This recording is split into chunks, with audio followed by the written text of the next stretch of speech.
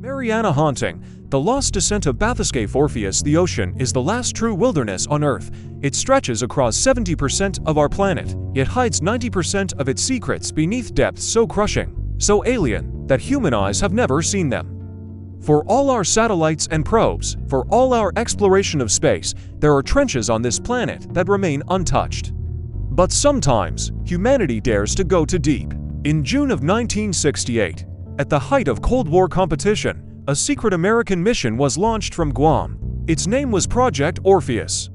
The goal, to descend into the Mariana Trench with a new, experimental bathyscaphe capable of reaching depths no manned craft had ever attempted. The vessel was called Orpheus, a steel sphere reinforced with titanium and designed to withstand pressures of nearly 20,000 psi. Officially, the mission was scientific, to study geology and biology at the ocean's deepest point. Unofficially, it was military. Rumors swirled of Soviet activity in the region, of unidentified submersibles spotted on sonar, of signals coming from the trench that defied explanation. The Navy wanted answers. The crew of Orpheus consisted of 3 men. Commander Elias Rourke, a decorated submarine officer hardened by decades at sea. Dr. Alan Mercer, an oceanographer obsessed with deep-sea life. And Lieutenant James Foster, a young engineer chosen for his skill with experimental systems. Together, they would attempt what no human had before, a direct descent into Challenger Deep, the black heart of the Mariana Trench. On the morning of June 4, 1968, the Orpheus was lowered into the Pacific. The support ship Independence tracked her descent with sonar, relaying constant data. At first, everything proceeded as expected. Sunlight filtered down through the water, fading into green, then blue, then black. At 1,000 feet, the last light vanished, leaving the men entombed in eternal night. By 10,000 feet, the pressure outside the vessel was immense, but the Orpheus held firm. The crew passed time with nervous chatter, recording observations, peering into the endless void illuminated only by their external floodlights. Strange creatures floated past, translucent jellyfish, blind shrimp, alien shapes that pulsed with bioluminescence. At 20,000 feet, the first anomaly appeared. The sonar picked up echoes that shouldn't have been there. Rhythmic pulses, faint but distinct, like a heartbeat in the water. At first, Mercer suggested it was geological, perhaps seismic activity in the trench walls. But Rourke shook his head. The pulses were too regular, too deliberate. And then they saw the light. Far below them, faint at first, then brighter, a glow rising from the trench itself. Not the drifting spark of bioluminescence, but something larger. Something vast. The men exchanged uneasy glances. Nothing naturally emitted such light at that depth. By 30,000 feet, the glow surrounded them. Great shimmering curtains of blue and green swirled in the darkness like auroras beneath the sea. Foster's instruments went haywire, magnetic readings spiking wildly, electrical systems flickering. He swore it was interference, but Mercer leaned close to the viewport and whispered words the others would never forget. They're not lights. They're windows. Shapes moved within the glow. Gigantic silhouettes, their outlines blurred by the water. Towers, arches, structures that could not exist. It was as if an entire city lay hidden in the trench, its walls carved from light, its foundations resting on the abyssal plain. The men argued.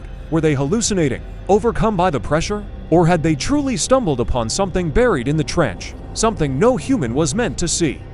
At 35,000 feet, the comms with Independence broke off. The surface ship heard only static, then nothing. The last words transmitted by Rourke were calm, measured. We're seeing something. Continuing descent, what happened next comes only from fragments, partial recordings recovered from the wreckage, and the testimony of the few men who later handled the classified tapes. The Orpheus reached the bottom, but it did not touch rock. Instead, it rested upon something smooth, metallic, stretching into the darkness in every direction. Mercer insisted it was artificial. Foster panicked, demanding they ascend immediately. Rourke, torn between curiosity and duty, hesitated. That hesitation doomed them. The glow intensified. The vessel began to shake, as though gripped by unseen hands. The men cried out as the pressure gauge spiked far beyond expected limits. And then came the sound, not the creak of metal or the groan of the ocean. A voice, low, Resonant, inhuman, a chorus rising from the abyss, speaking not in words, but in vibrations that rattled their bones. The recording captured only fragments, static, shrieks, a roaring hum. But one phrase was later deciphered, repeated again and again in a cadence like speech. "You are not welcome." The lights outside the viewport flared. Mercer shouted something. Witnesses claimed he said, "They see us." Then a blinding flash consumed the cabin. When the light faded, only two men remained. Foster sat in his harness, eyes wide, mouth open, but his body was lifeless, burned from within. Mercer was gone entirely, his restraint still buckled, his seat empty. Rourke, trembling, triggered emergency ascent. The Orpheus began its rise, but something followed. Sonar picked it up on Independence, a massive object ascending from the trench, pacing the bathyscaphe, larger than any submarine, larger than any ship. It rose with impossible speed, closing the distance. The last transmission from Rourke was a scream. "It's beneath us." Its rising then silence. Hours later, fragments of the Orpheus were recovered. The sphere was cracked open like an eggshell, its titanium walls twisted and warped as though melted. Foster's body was found, still strapped in, burned beyond recognition. Of Rourke and Mercer, there was no trace. The Navy sealed the records immediately. Officially, Orpheus was lost to catastrophic pressure failure. Families were told it had imploded on descent. But the men aboard Independence knew better. They had heard the transmissions, they had seen the sonar. Some swore they glimpsed the glow beneath the waves, even from the surface, spreading like fire through the water before vanishing into the trench. Years later, rumors leaked, whispers of a city in the deep, of voices from the abyss, of a craft torn apart not by pressure, but by something else, something alive. Some believe the Orpheus found an ancient civilization, buried in the ocean since before humanity existed. Others claim it awoke something dormant, something that did not appreciate being disturbed. What cannot be denied is this: 3 men descended, and none returned alive. And in the decades since, every attempt to probe Challenger Deep has been plagued by strange failures.